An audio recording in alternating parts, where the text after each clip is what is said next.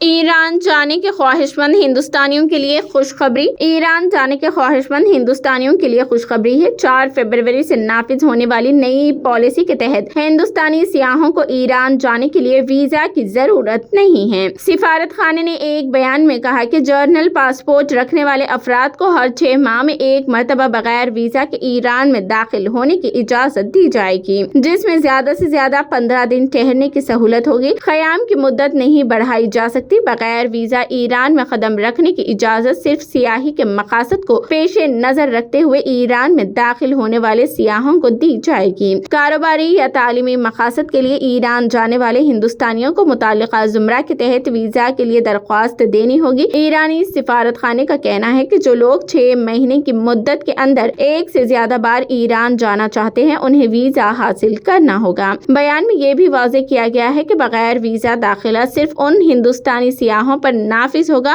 جو ہوائی راستے سے یعنی بذریعہ طیارہ ایران پہنچیں گے۔ ترکی، افغانستان، پاکستان یا کسی پڑوسی ملک سے بری یا بحری راستے سے ایران پہنچنے والوں کو بغیر ویزا کے داخل ہونے کی اجازت نہیں دی جائے گی۔